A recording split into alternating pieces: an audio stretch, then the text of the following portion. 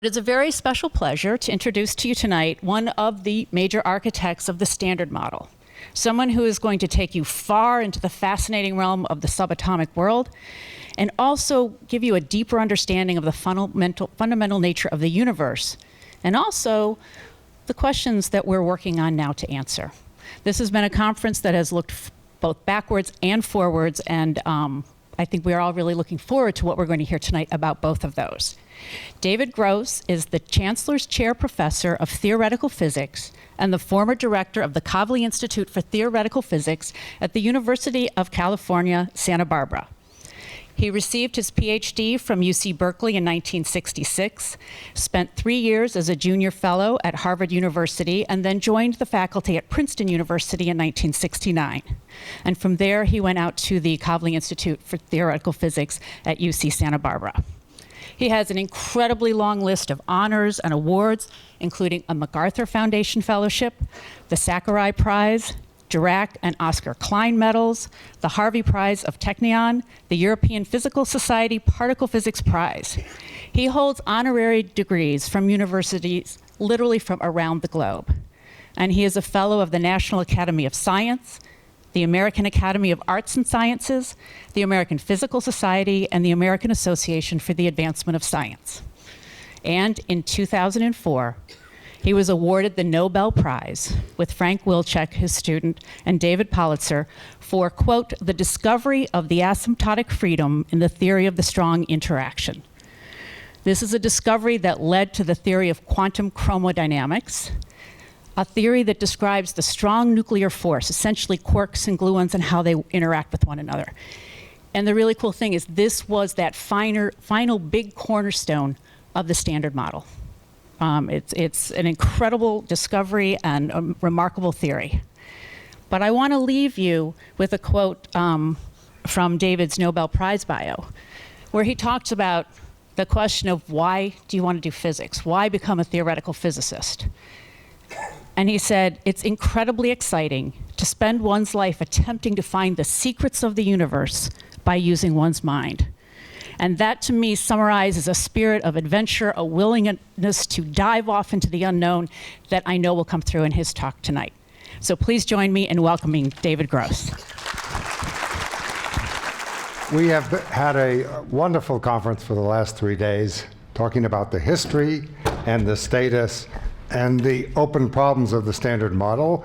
And I'm going to try to convey to you some of those issues. It's a little daunting because I'm surrounded by my distinguished colleagues whose work we're celebrating in addition to the lay public, but I'll try to provide something for everyone. So the Standard Model is a theory of elementary particle physics, which is the attempt to understand the basic building blocks of nature and the forces that act on them. And this discovery, this attempt to understand matter and the forces of nature, has been going on for more than 50 years, more than 100 years, perhaps thousands of years, culminating in the last century in the Standard Model, or as I discovered on the web, I'm not sure who to attribute this to, the absolutely amazing theory of almost everything.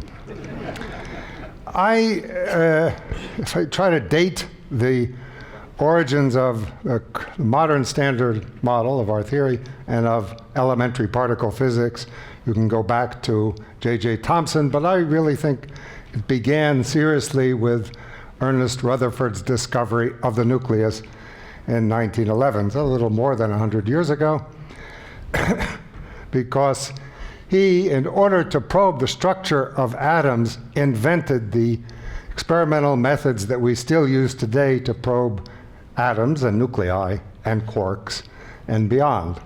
He scattered alpha particles, a nucleus of helium atoms from radioactive decays, off a gold foil to probe the structure of atoms, which at that point was totally a mystery. And he discovered by observing the deflection of the alpha particles from what he deduced by using, as an experimentalist, he was also a good theorist, he calculated the Rutherford formula for analyzing this data and discovered that the atom consisted of electrons, which everyone knew, but that the positive charge and most of the mass of the atom was located in a very small nucleus at its center. He discovered, therefore, not just the structure of atoms, which led within a very short time to a model of atoms and then to quantum mechanics and to modern atomic molecular theory, but also the nucleus, whose structure we have been exploring for the last 100 years. We don't use exactly Rutherford's techniques, but conceptually, we use exactly Rutherford's techniques in order to explore the structure of matter, of elementary particles, of nuclei, of neutrons and protons, and now of quarks and electrons. We smash the particles together and observe what comes out. This is not obviously the best way of probing the delicate structure of objects, but it's the only tool we have. And we actually haven't gone beyond Rutherford's technique. We still do the same kind of experiment, except we use much higher energies, those that are available at this amazing particle collider at CERN, and we use much fancier techniques than Rutherford did, who used his poor postdoc and graduate students' eyes to observe the scintillation of the scattered particles. Now we use these incredible detectors, such as the Atlas detector depicted here. So, in a sense, particle physics began seriously with Rutherford, and now we have the standard model of elementary particles, which can be, in a sense, summarized. We'll discuss a little more about it in a moment, but summarized in this plot, which depicts the list of particles, elementary constituents of matter that we have discovered and whose properties we have measured with great precision. But more importantly, perhaps, the nature of the forces that hold them together and the carriers of these forces, the photon, the quanta of the electromagnetic force, the gluons, the quanta of the strong nuclear force, the W and Z mesons, which are the quanta of the electroweak interaction. These forces are all generalizations of electromagnetism, of Maxwell's theory of electromagnetism. One of the most remarkable features of our present theory of elementary particles, the standard model, is that, in a sense, it's all just electromagnetism over again, except that in addition to except that the particles, the quarks and the leptons, carry not just one electric charge, but two charges which we call flavor, up and down, electron, neutrino, and three charges that we call color. Each quark comes with three charges, which we call red, white, and blue, or depending on your nationality. To this we have to add, and this is what happened 50 years ago, in essence, something called the Higgs field, whose simplest version was confirmed beautifully at CERN, at the Large Hadron Collider, a few years ago, which was the final nail in this magnificent structure. Now, this is an effort that involved literally thousands of experimentalists and theorists over many, many years. I went through and I counted how many Nobel Prizes were given for the standard model. Does anyone know the answer? It's amazing. There are 54 Nobel Prize winners who made major contributions to the Standard Model.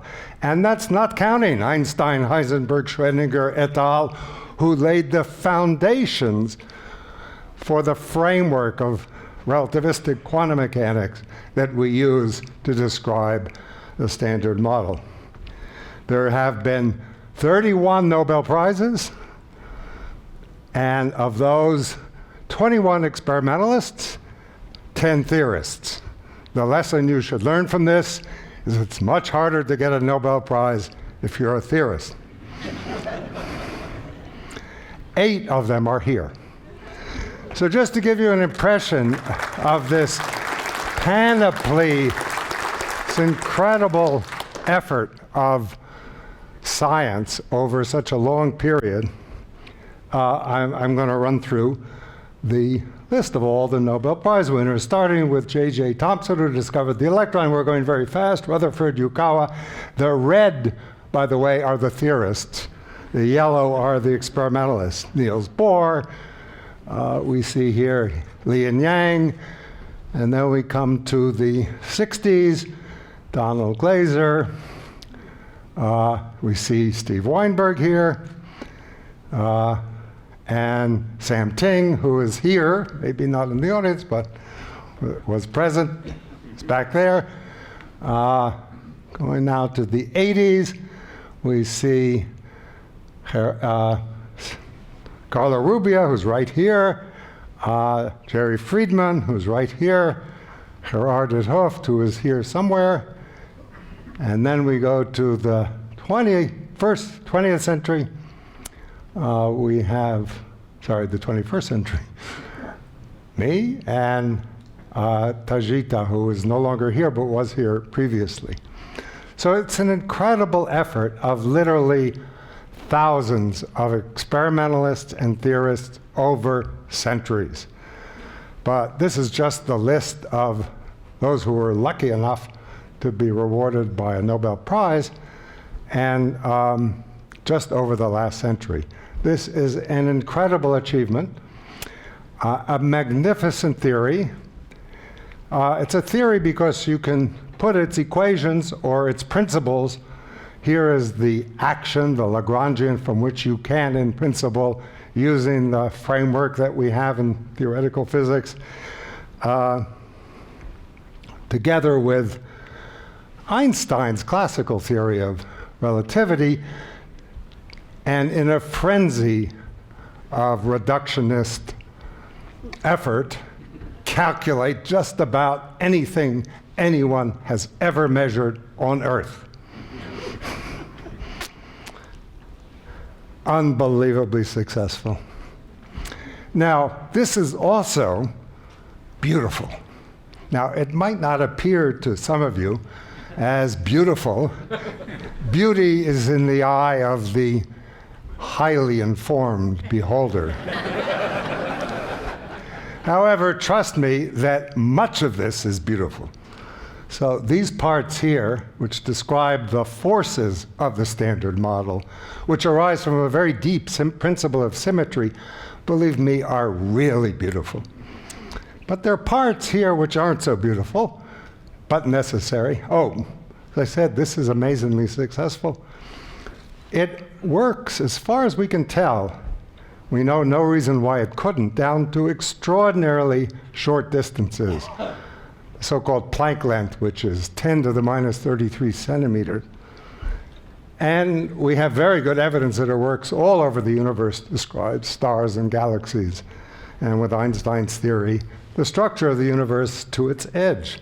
That's 60 orders of magnitude.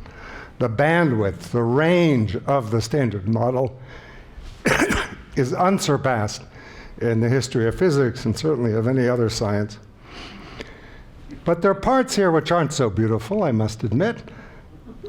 Here we have to input from experiment, from careful, unbelievably precise and beautiful experiments, the values of the quark and lepton, electron, neutrino masses and their mixings.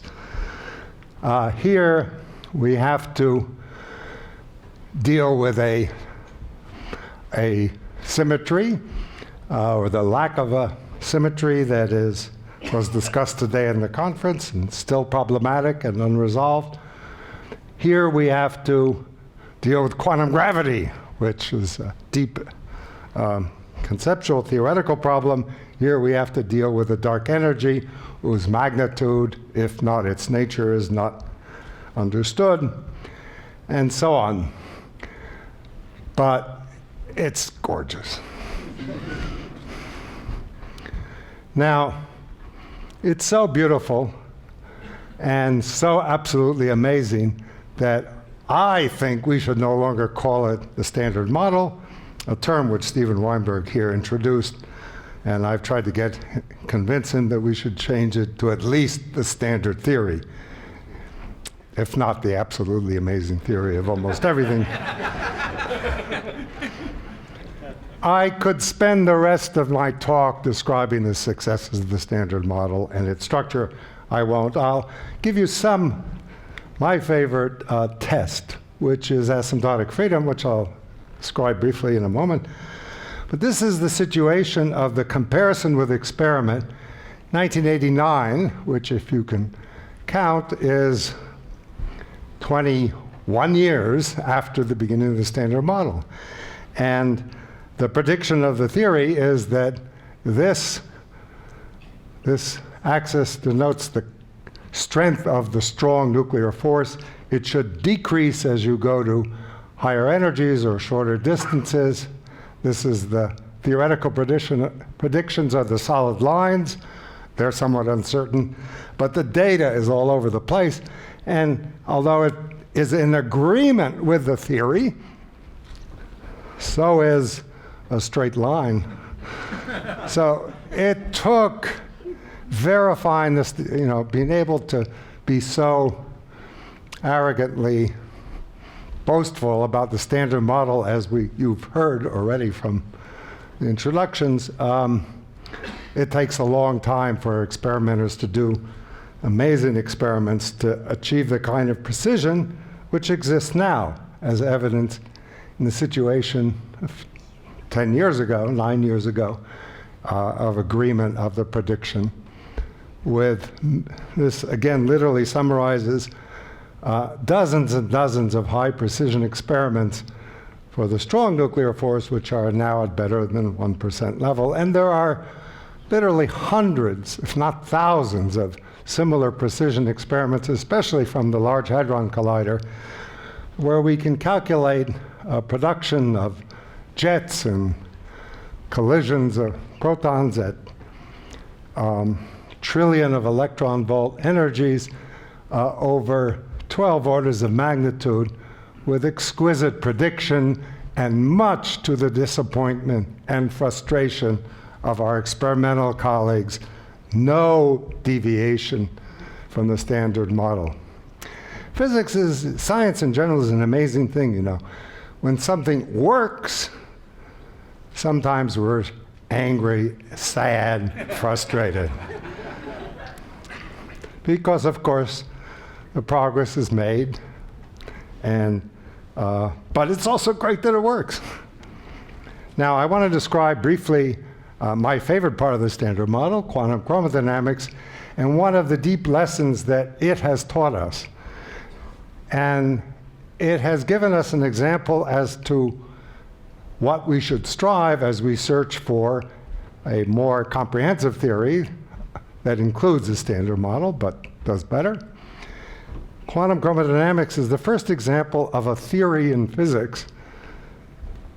Quantum chromodynamics is the theory of the strong nuclear force, which has no infinities, none of these ultraviolet divergences and infinities that led the inventors of our framework to abandon quantum field theory shortly after they discovered it. It also has no adjustable parameters, in a sense I'll describe. In a sense, everything is calculable with no arbitrariness. And it has no new physics at short distances or high energies. In all previous theories, if we extrapolated to very short distances, something would go wrong. For example, in Maxwell's theory of electromagnetism, the electron, which was a point particle, apparently no structure, if you tried to probe it at arbitrarily short distances, you would get divergences and contradictions. Not the case in QCD. So what is QCD? Well, it's the strong force that's mediated by a field analogous to the electromagnetism, to the electromagnetic field, that acts on the charges that is of the quarks. They come in three kinds of charge, not just one, but up. So the up quark has three colors. Here we have the red quark, which interacts with the anti-red quark here, with opposite color charge, by creating a field. And if, naively, if the world was classical,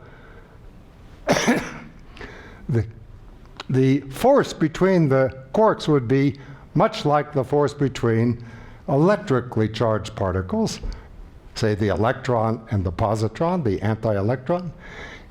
The field lines would spread out and the force would fall off, as you all know, like the inverse square of the distance. That's not the case in quantum chromodynamics because of the properties of the quantum vacuum. These quarks exist in the vacuum, which in quantum mechanics, relativistic quantum mechanics, is a complicated medium depicted here with fluctuating fields and virtual particles. And its properties are such that it squeezes the flux into a tube as small as it can. And that changes the force law.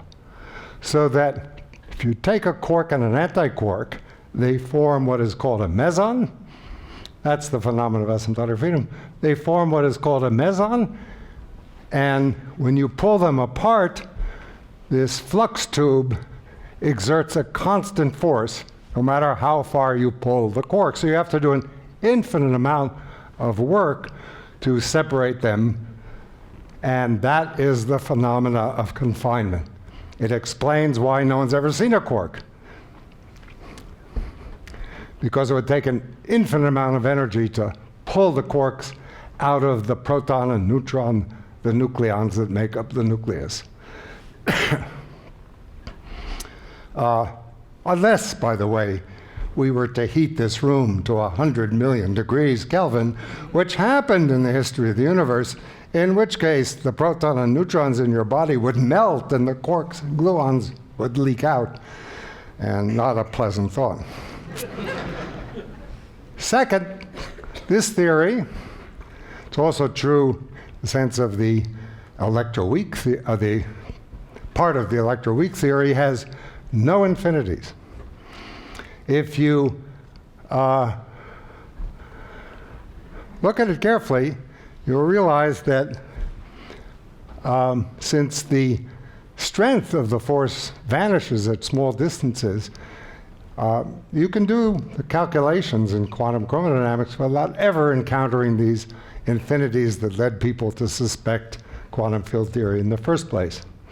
In fact, the method we use of lattice QCD, discretizing the theory, putting it on a space-time lattice, and solving for, say, the masses of the elementary particles, and then taking the lattice spacing to zero, in that solution of quantum chromodynamics, no infinities ever appear.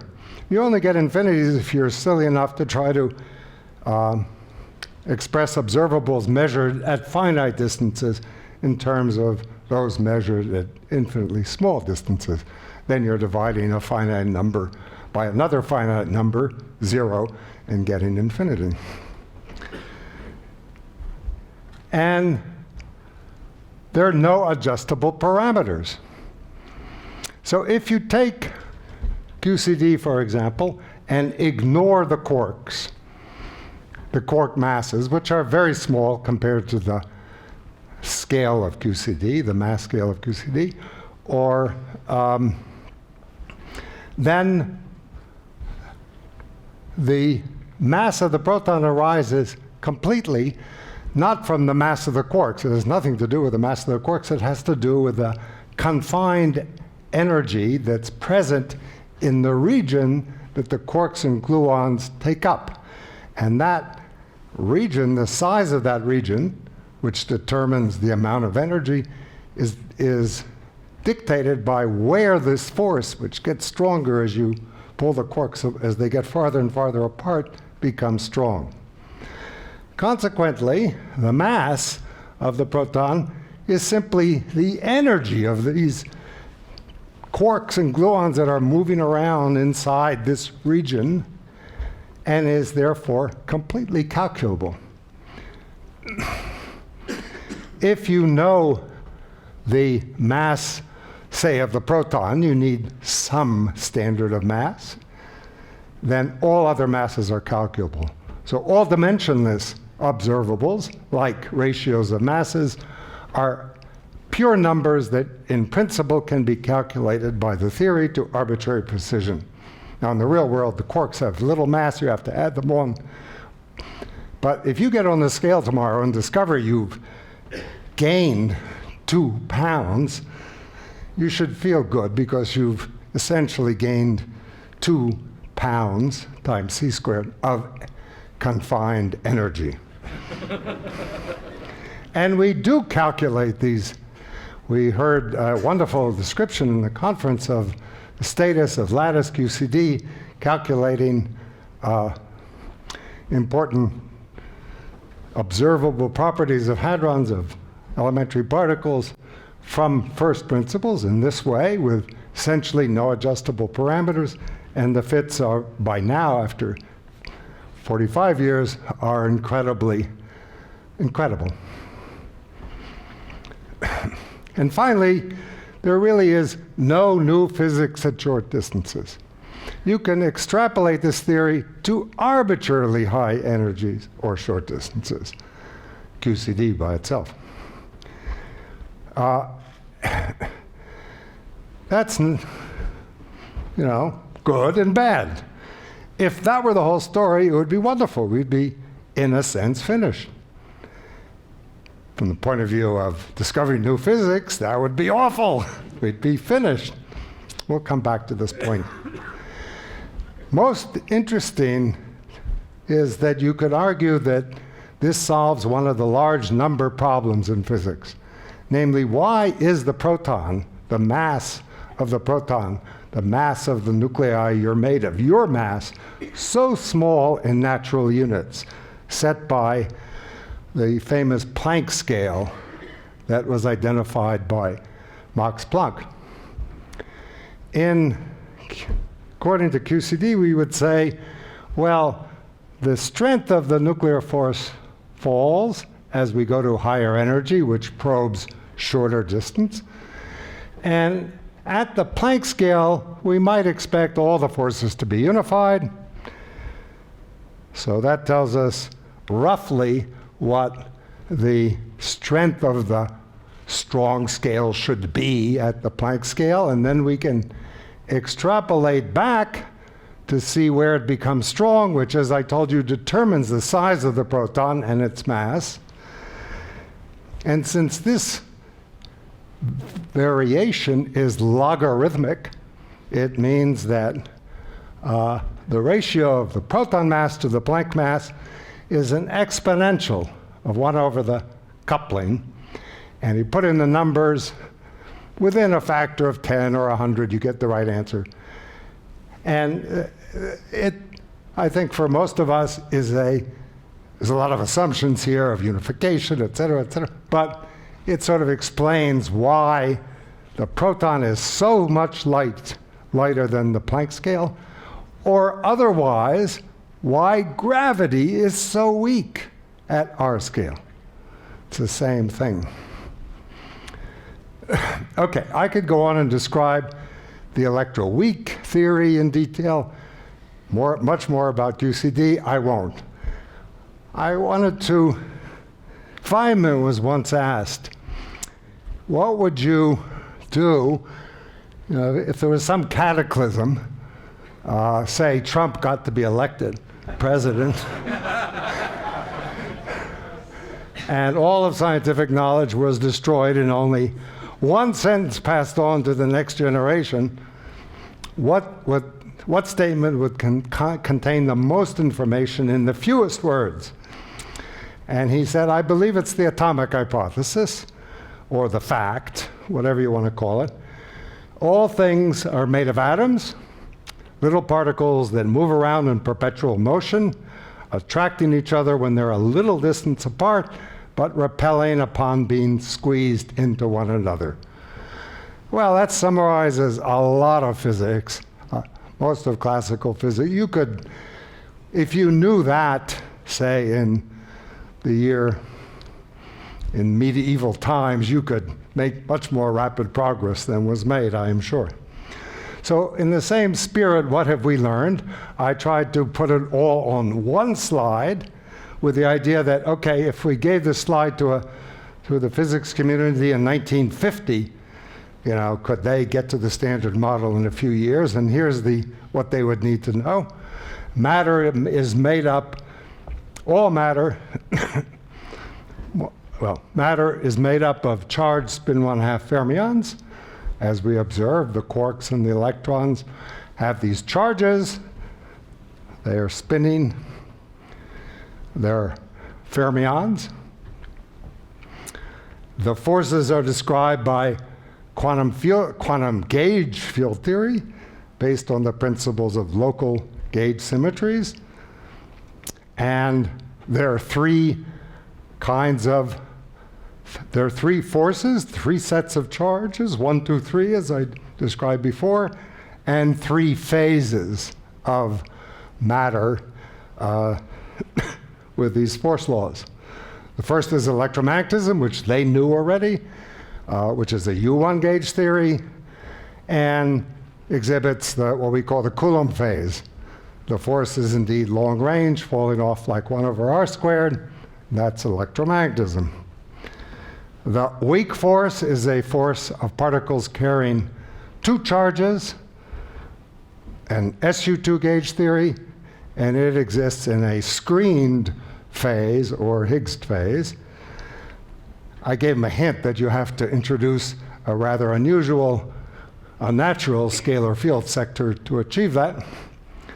And then the strong force is based on three charges and exist in the confined phase. Well, this is generally what the Standard Model describes, and perhaps with this hint, 1950, that's enough information if you're told that this is the answer to figure out how to do it. Well, Standard Model, we all know, is not the end of physics for a variety of reasons, most important of which, of course, are experimental and observational facts. And in my opinion, the most outstanding experimental fact that is not explained by the Standard Model is the existence of matter that has not been produced or observed in the laboratory, but only through its gravitational effects in the universe, so-called dark matter. Also, neutrinos have masses and mixings that have been measured. That can be added easily to the Standard Model, but we're not sure exactly how. There's the baryon asymmetry, the fact that the universe is full of quarks and very few antiquarks. Again, we think that's an observation, which we're not sure how to explain. And there's the cosmic acceleration, a surprise and a problem. But in addition, there are theoretical issues which are not necessarily deficiencies. They're theoretical deficiencies of the model, of the theory. For example, the unification of the forces, which is only very partially achieved by the standard theory. There's the scale of the electroweak sector. QCD perhaps can explain the strong scale compared to the fundamental or Planck scale, but not the electroweak scale. There are all those masses and mixings that have to be put in, whose numbers and parameters have to be put into our theory. We have no explanation of them. And then there's the fact that we don't truly understand the quantized version of gravity, many issues in cosmology, going back to the beginning of the universe, and inflation and vacuum energy. These are all theoretical problems. They don't prevent us from making predictions and explaining ongoing experiments, although we continually look for ways of experimentally, observationally getting at these issues. More important are these experimental and observational deficiencies. But among the theoretical problems, the one that has driven many of us since very early on after the completion of the Standard Model was the search for unification. So the Standard Model consists of these three separate forces which arise from particles carrying one charge, or two charges, or three charges, 1, 2, 3, and describing the electromagnetic, weak and strong forces. And the matter comes in representations of the symmetry group that underlies this whole picture, these quarks and leptons.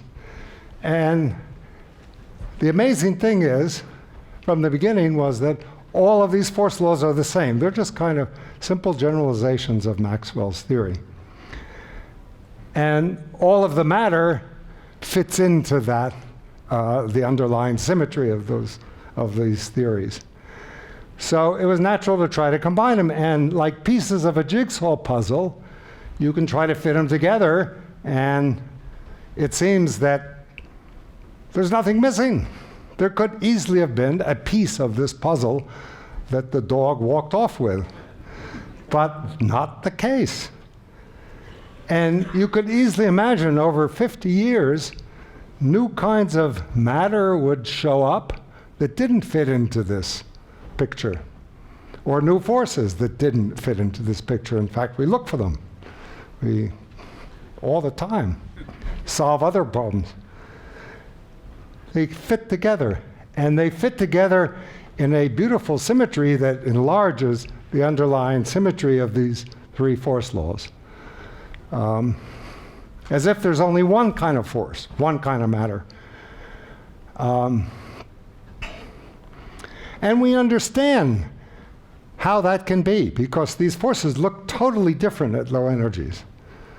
You know, there are three phases, very different manifestations of a very similar underlying conceptual structure. We understand how they can be different because of the phenomena of symmetry breaking, so it might be very different, look the same when you look at very short distances. But the macroscopic world often does not manifest the symmetry of the microscopic world. We understand that very well. So that's not a problem. And the fact that the strength of the forces is so different at atomic or nuclear size doesn't bother us either, because we learned that the forces vary as you go to shorter and shorter distances, the phenomena of screening or anti-screening. So the strength of the forces could be the same in high energies. There are two people in this audience who, together with Georgi, shortly after the Standard Model, extrapolated the Standard Model to high energies. Strong force gets weaker, the weak force gets weaker, electromagnetic force gets stronger, and lo and behold, very crudely at that time, they come together at a very high energy. And as I showed you before, they fit together very neatly in many different ways, but it's easy to fit them together. And this unification scale that was suggested by this extrapolation is very close and has gotten closer, in some ways of looking at the extrapolation, to the scale in which gravity, which is a very weak force at atomic or nuclear scales, but since the charge of gravity is mass or energy, it greatly grows rapidly with increasing energy, becomes a strong force as well. That has been, for the last 45 years, in my opinion, a very important clue that all the forces are unified with gravity close to the scale, Planck scale of 10 to the 19 GeV of energy, or 10 to the minus 33 centimeters, and has guided many of us in going beyond the Standard Model to answer some of those observational questions, but also the theoretical goal of unifying all the forces of nature.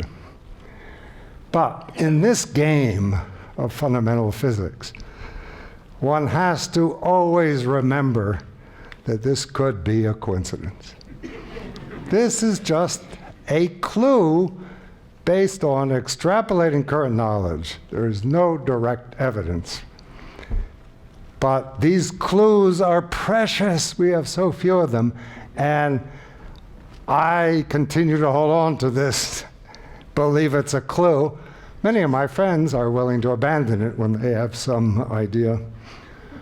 But that's the nature of the game in this kind of physics. So what is the state of particle physics today? Well, in my opinion, the bottleneck in particle physics is experimental, not theoretical. Theorists are doing well. But experimenters have deep problems. And that is not because we're smarter or anything like that. It's because of a fact of nature called the Planck scale, which I alluded to before, the fundamental scale of physics that is constructed from the fundamental constants of physics: speed of light, Newton's constant of gravity, and Planck, that's why it's called the Planck scale, Planck's constant, quantum constant. Now, because Standard Model physics, as I showed you, scales logarithmically with the energy, theorists have no problem extrapolating to high energies because nothing much happens if you go down in scale to lower and lower, shorter and shorter distances, or higher and higher energies. The changes are logarithmic. So that's how we're able to do this kind of extrapolation to the unification scale. We're extrapolating here by 15 orders of magnitude. Who would ever believe a theorist extrapolating by 1 order of magnitude? Well, the reason you can get away with doing that, why we trust that to some extent, although a lot of new things that we don't know about could happen in between, but what we do know extrapolates easily because it varies, the phenomena vary so slowly with energy.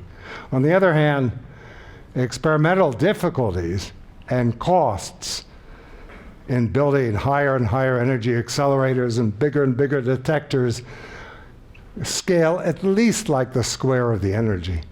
So it's a big mismatch between logarithmic physics change and that is a fact of nature. You know, there's nothing we can do about it. That is what nature is. It's what I call the curse of logarithms.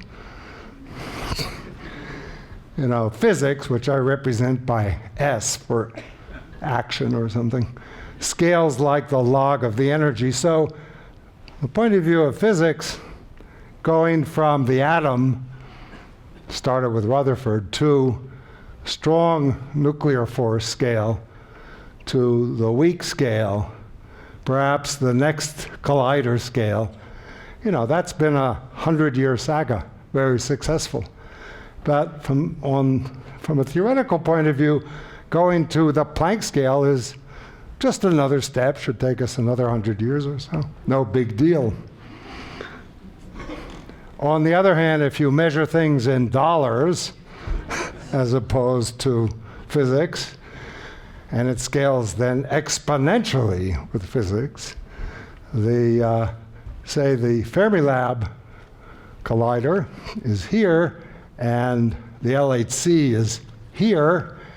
And if you ask where the Planck mass accelerator is, I'm not sure what direction that is. East, north. Well, it's many, many hundreds of miles down the road. Totally out of the question with any conceivable experimental technique we have today. So, this is the next collider. So what do we do? What is the future of this field? So I like to describe it in two extreme ways. One optimistic, which I am, and one pessimistic. So in the pessimistic scenario, which unfortunately looks more and more real, this is an old comparison of, say, the Higgs sector at the LHC with the theory. In the conference we had much more recent data with much better agreement. There is, in the pessimistic scenario, no deviation from the simplest Higgs theory. No direct signal for supersymmetry, which many of us expect, or anything else. No detection of dark matter in the sky, underground, or at the LHC. No direct indication of a next threshold, which may be therefore as high as 10 to the 10 or 19 GeV. What do you do under these circumstances, which look more and more realistic? Well, the obvious thing to do is to go to the next step that you can do. Build the SSC. Explore the 10 to 100 TeV energy range. We can do it. We've done it almost. And we have to do it. We have to. What choice do we have? Now, there's the extreme optimistic scenario, which I prefer. Begin to see deviations in the Higgs sector. It's a new particle, new physics. Maybe we'll discover deviations from the standard model there. We'll produce new particles that have been predicted and are very nice from many points of view. We'll finally detect and understand the nature of dark matter in the sky underground and produce it at the LHC. And we'll have strong guidance for the next steps. But obviously, if that is the case, or turns out to be the case, then we have to proceed and fully explore the 10 to 100 TeV range. So anyway, I don't know which is true, which will turn out to be true, although I'm not as optimistic as I used to be, but the conclusion is the same in both cases, and there are great ideas for building larger accelerators to go to the next step, both at the LHC or in new places, major countries which haven't yet stepped up in fundamental physics, like China, where there's an intention to build a 100 TeV collider, which I call the Great Collider. But we also need some new ideas.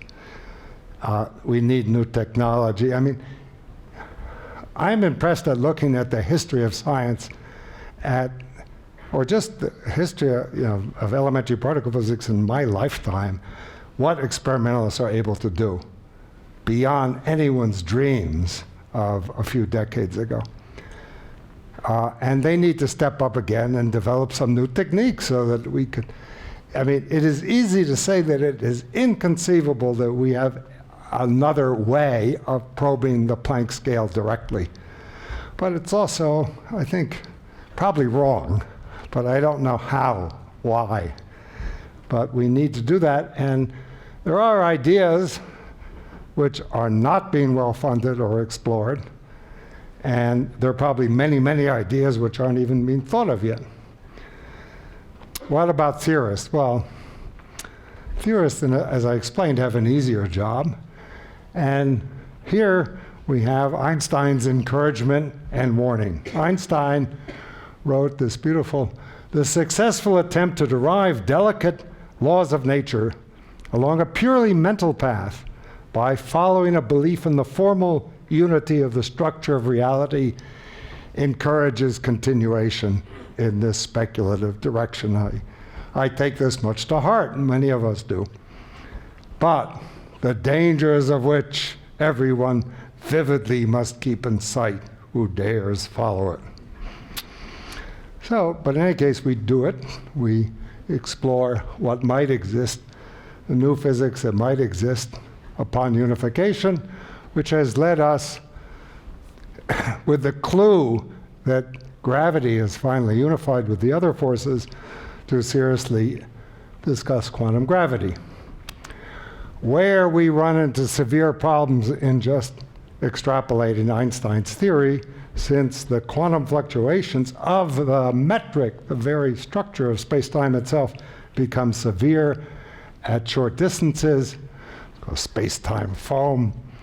And it seems clear that we must go beyond Einstein's theory.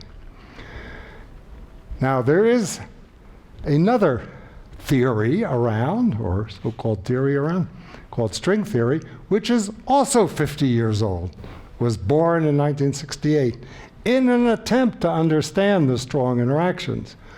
See, these flux tubes here of mesons in QCD look like fat strings, and it was the attempt to understand such flux tubes, or mesons in QCD, that led to string theory 50 years ago. And it's still going strong as an approach because of this connection. One reason, because of the connection between gauge theory and string theory. But most importantly, because when people pushed this approach of string theory, they discovered that if strings are then closed, they describe gravity. And this is an approach that naturally unifies the standard forces with gravity. It's still an open question whether we can, but at least we have an example of how that might happen, how all the particles, including gravity, might be unified in a extended object which has, in effect, lots of modes, not just one point. But in my opinion, the most important thing we have learned from these extrapolations and speculations over the last few decades has been the questions that it has brought up about our most fundamental concept in physics, that of space and time. For example, are there more than 3 dimensions? String theory, some versions of looking at it, requires more than 3 dimensions, as if at every point in space there are extra dimensions that you can't see because your eyes aren't good enough. And these extra compactified dimensions give at least an idea of how you might explain some of the unexplainable features of the standard model. For example, the nature of the forces. Why are there 1, 2, 3 charges? The form of matter, why quarks and leptons, and the values of their masses. The amazing thing is that in some of these approaches, those are calculable. Those are answerable questions in terms of the shape of the hidden dimensions. Plato would have loved this. Everything is reduced to geometry. In the last decade or two, another feature of this approach has been developed that exploits a fundamental duality, string theory, between open strings, which describe these mesons, say in QCD, with closed strings that describe gravity. A very profound feature of not just string theory, but field theory. And in fact, we now understand that in cases we can probe, some cases that are of great interest, there is a overlap between a description of physics using ordinary quantum field theory, ordinary quantum field theory in 4 dimensions. In fact, the simplest version being a close cousin of QCD, and a theory of gravity, or actually strings, in a curved 5-dimensional space. So the same physics can be described both by a close kissing cousin of QCD and string theory in anti-de Sitter space, a space with negative vacuum energy.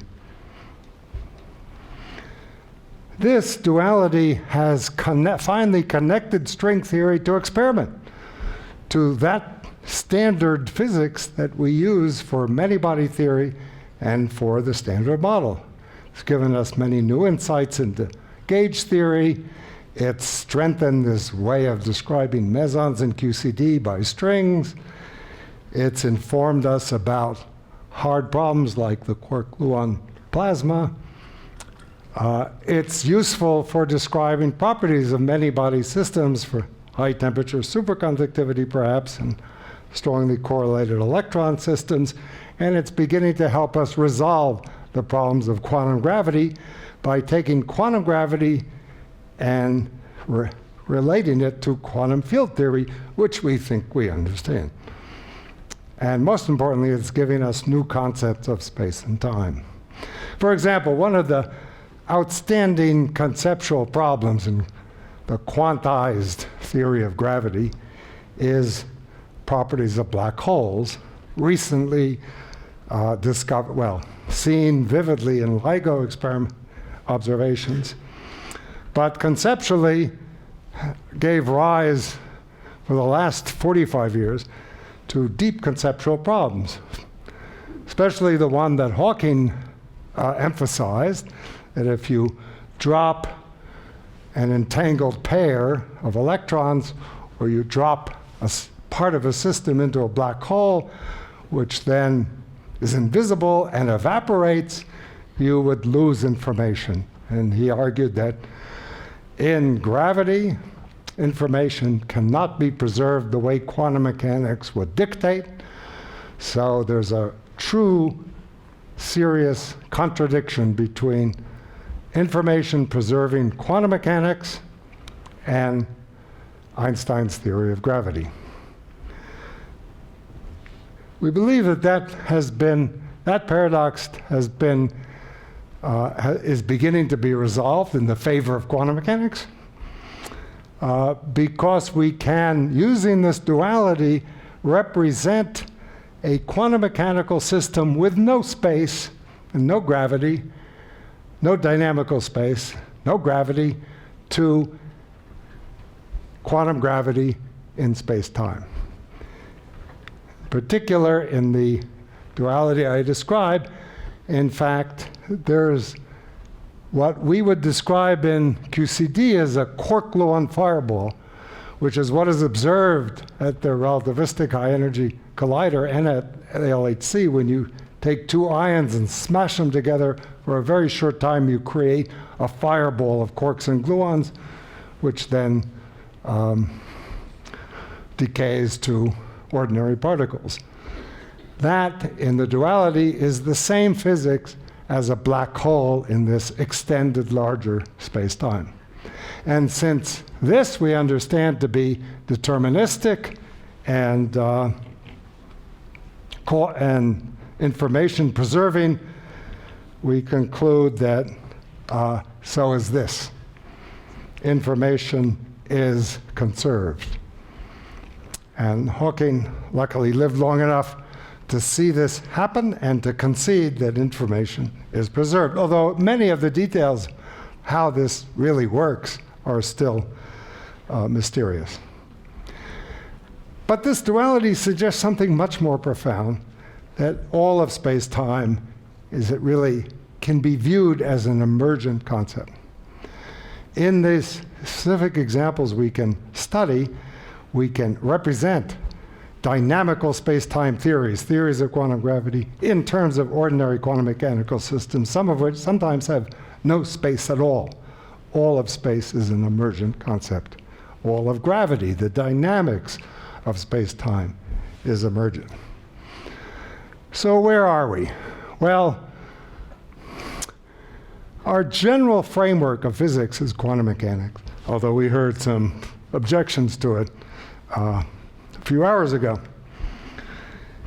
That's the framework in which theoretical physics is done. Part of that framework, standard model is based on, is quantum field theory. Those are frameworks, they're not theories. They're very hard to test. In fact, they can't be tested without a specific theory that belongs to those frameworks. The standard model is a theory, but it's part of that framework. Within the standard model, we have QCD, which is an even better theory. It has, in some sense, I explained, no adjustable parameters. So what do we believe is the framework of theoretical physics? What will be the framework when we go beyond the standard model? Well, we have no idea. It's not just quantum field theory, because we've learned that what we thought was a different framework, string theory, very different in many aspects, are really one and the same. And there are many cases now where we can see that they both can describe, in different limits, sometimes one's more useful than the other, the same physics. So they are conceptually the same theory, the same part of the same framework. They're both frameworks. They don't tell us what picks out the standard theory from this big framework. We don't even know what the framework is. Most of what many of us have been doing for the last 20 years is exploring the framework, seeing what its boundaries are, what it contains, how to define it, how to describe it. But it clearly includes all strings and branes and consistent field theories and quantum gravity and who knows what else. But we are talking about going beyond the standard model, standard theory, which is so successful, very greedy. We're asking, in a sense, so people get up, they complain because we can't calculate those parameters in the standard model. Well, that kind of complaint is only possible when you have such an incredibly successful theory, and you become greedy in the sense of Einstein, who wanted to be able to calculate everything. So we have to ask, what picks out the particular theory from the vast framework that we're continually expanding? That's not a question physics really ever answered or could dream of answering before. I think it might very well be related to another question that we're asking as we discuss the dynamics of space and time, gravity, quantum gravity. What fixes the initial and final state? This, too, is a question that physics has been able to avoid forever, luckily. It's a hard question. We've never posed the question. Now we have to because of advances in our understanding of the universe. So there are three main conceptual issues, I believe, for particle physics or fundamental physics beyond the standard model. One is the unification of the forces and the uniqueness, picking out the particular theory from the framework. I suspect that this might be related to the question, is the beginning of space and end of time, cosmology, where we have this incredible, again, 100-year-old standard theory which works so well of cosmology from very early on through inflation, expansion, accelerated expansion, structure formation. Amazing. Almost as amazing as the standard model. But the big question, which we sort of need to get closer and closer to addressing in trying to explain structure formation, so on in the history of the universe is, how did the universe begin? Can we determine the initial condition? This again is a question that physics never had to address and doesn't know how to address. But it's necessary because Einstein taught us that the history of the universe is the history of space-time. If you have the dynamics of space-time, the solution is space-time history with a beginning, whatever that means, and if there's a boundary, what happens at the boundary and the end. And here we simply don't know what the rules are even. This is a new kind of question. We're not sure that physics can answer such questions. It never has done before. So this is a difficult, and these might very well be related, because these two issues, because people talk about the string landscape or the many, many kinds of theories that are embedded in this framework of theoretical physics. But if you look at any of those so-called universes, they're all singular at the beginning of time. And then finally, there's the nature of space-time, which I alluded to, which underlies completely all of our theoretical framework. And if that changes in a profound way, it will impact everything. So we have a wonderful theory of elementary particles, for sure, but the most exciting questions remain to be answered. And we have fantastic instruments and experiments and fantastic speculations. So, of course, the best is yet to come. Now, do I have another 5-ish minutes? So I want to end with a little philosophy, although you might have thought that much of what I said has been... Oh, sorry. Best is yet to come, and how do I do this?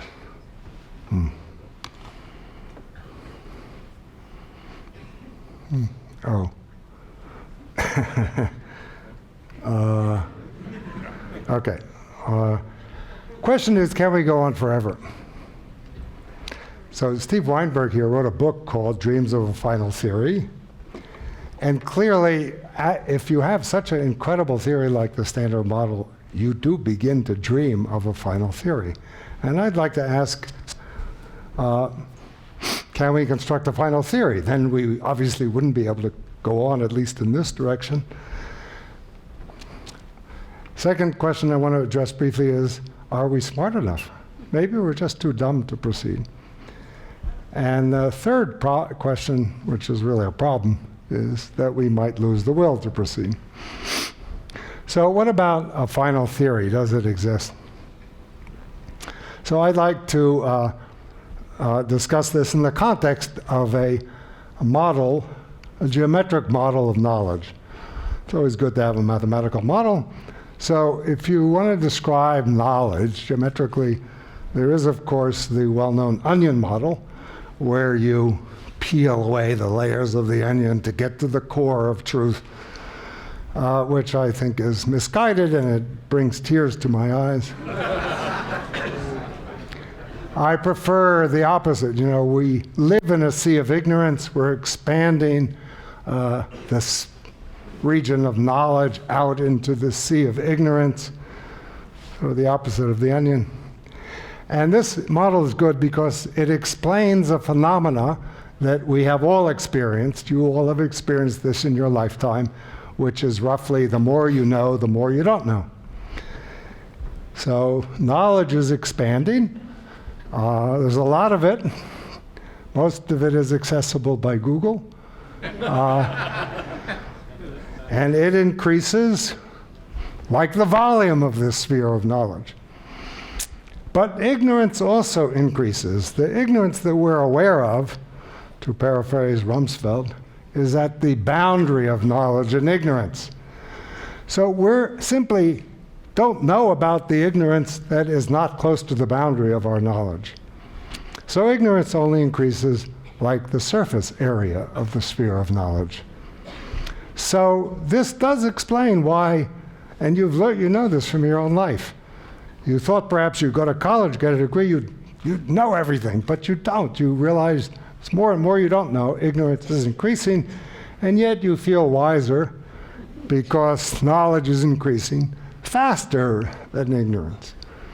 Some of it you're not aware, but you can get it through Google. So wisdom goes up. So this model explains something, might have been puzzled by. And let's ask about the final theory, which is really the question, is there a finite amount of ignorance?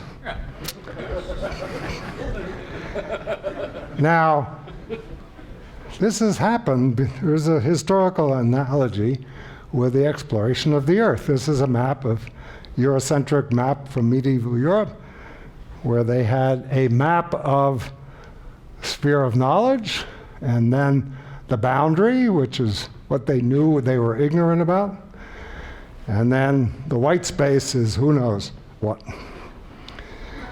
And people explored. Now, if the Earth had been flat, they could have gone on exploring forever and ever, but the Earth isn't flat. The Earth is round. So eventually they ran out of ignorance, and there is a final map of the Earth, at least down to scales of, say, 10 meters or so, which you can also get on Google. And that was the final theory of geography at some scale. And exploration societies, much like physics departments would have to, they shut down. It's over. So the question about knowledge now is the sea of ignorance compact? So if it's flat like the Earth, might have been flat, unbounded, infinite, you can go on exploring forever. But it might be compact like the Earth, and round and finite. And eventually you run out of ignorance, and you have a final theory. What's the answer? I don't know. I'm agnostic. It could be, in fact, compact. We don't know. But one thing we're sure of, at the moment at least, is that there is no sign of curvature. We would know this, not by, we would know if we were running out of ignorance. We would know that, there aren't any good problems anymore. But there's no sign that that's happening. That doesn't mean it won't happen. Who knows? I don't see any way of deciding that issue. Anyway, it wouldn't be the end of physics, by the way, of course. It would just be the end of reductionist physics. So, we might end up with some theory of everything if the sphere of knowledge is compact. But still, most of physics deals with the infinite structures, much like mathematics that emerge from the macroscopic theory, whether it's ongoing or final. There's another question, however, is that we may be too dumb to proceed. I mean, we're asking questions now, I think, like, what is space-time made out of? Or how did the universe begin? These might be too hard for an ape like us. Why should we be so arrogant to believe that we, Homo sapiens, at this stage of evolution, have the capabilities of being able to answer these questions? After all, I know very well that I have been unable to teach my dog quantum mechanics. We know very well our fellow species, very close to us genetically, simply incapable of understanding concepts which we do understand. Why should we assume that we are capable? It's pretty arrogant. We are an arrogant species, but we should question this. I think we have some things going for ourselves, however. First of all, our primary advantage over our other species is language, whose highest form is mathematics. And mathematics ordinary language and mathematics have infinite capacity.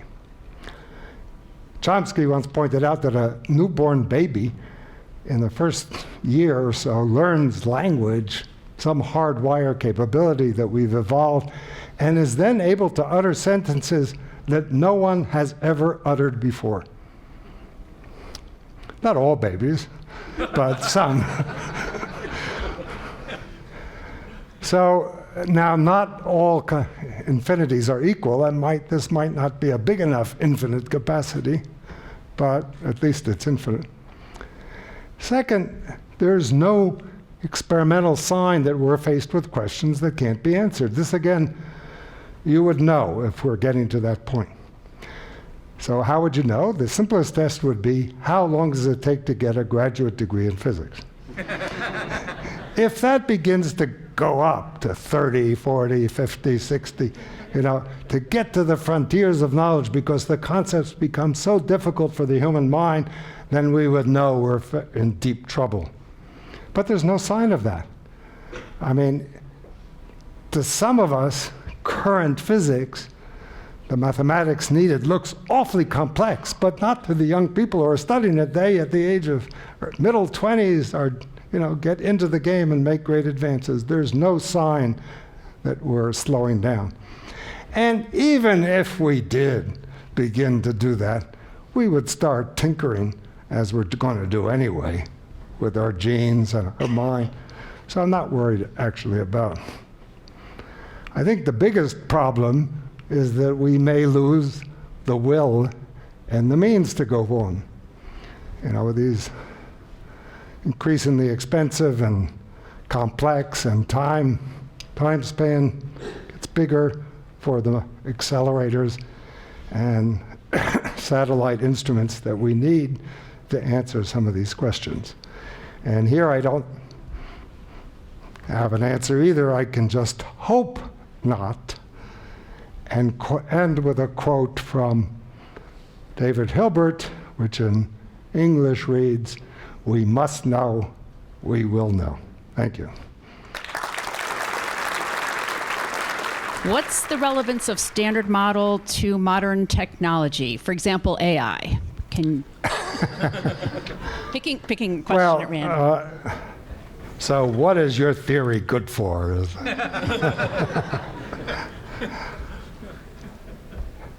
So the way I usually answer that question is that I don't know what my theory is good for or our theory is good for yet. But history teaches us that, and I don't think just about anybody can point to a direct application of our theory to new technology. Many indirect spin-offs of the research, of course.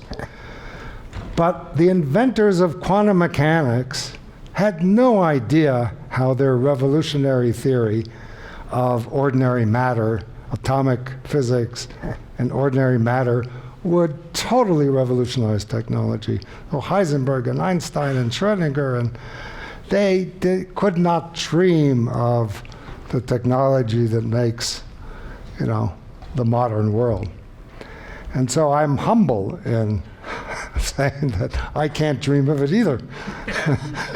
But it would be presumptuous or arrogant to assume that just because we can't dream yet of applying this knowledge, it can't be done, or that it won't be done. It seems, looking at the historical record, inevitable that there will be undreamt of applications of the Standard Model. People looked at alternate ways of probing particle physics other than experiments that are along the lines of Rutherford's initial gold foil experiment. Yes, there are many other ways.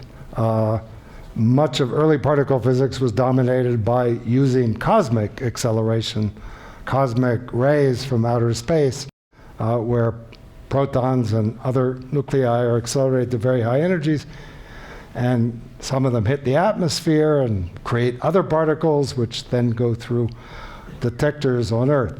So also there are many astronomical, astroparticle physics methods of time. For example, dark matter was a form of matter that was not discovered by particle experimentalists or dreamt of by particle theorists. It was discovered by astronomers. But this incredible history of the last 100 years since Rutherford, I think, is dominated. This could never have happened without particle accelerators. So it is the richest source of our way of discovering new particles, new forces, new phenomena, and of testing and confirming experiment and theory. So here's one, I think there's, the one answer is the talk that you just gave. It's a question of how can public science literacy be increased? And I think that also relates to the will to go on and the funding that will support that going forward. That should really be a question to you, Evelyn. Numeracy would be good. One of the real problems we have as scientists, and especially in physics, explaining what we do to the lay public is that the language we use is called mathematics. And it is not easy, and takes some work and some, and it's at some level impossible to convey the beauty and power and of what we're doing in English as opposed to mathematics. But so the real issue is better elementary and high school education, which is important not just in order to understand the products of modern science, but also it's essential to function in the modern economy. So it's really an imperative, especially in the United States, where we are not educating people in STEM fields. We're not educating enough people in STEM fields, which is not, that would go a long way to easing the communication barrier.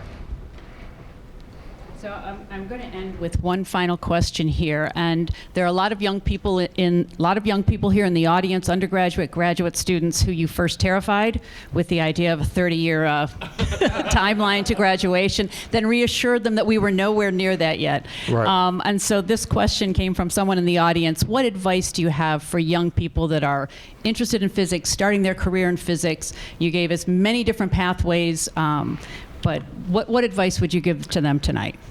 Well, when I'm asked that question, I really don't think it's responsible to give advice for everyone. It really depends on you and your particular interests. Some people like to, well, for example, some people like to do experiments. I don't. Some people don't like mathematics. I do. You have to first find out what truly attracts you, that you love doing, and then do it.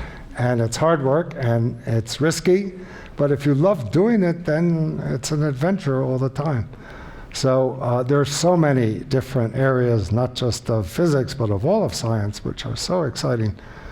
But what is essential is to find out what you're good at and what you love doing, and they usually go together. Well, let's thank Professor Gross one more time for a fantastic talk.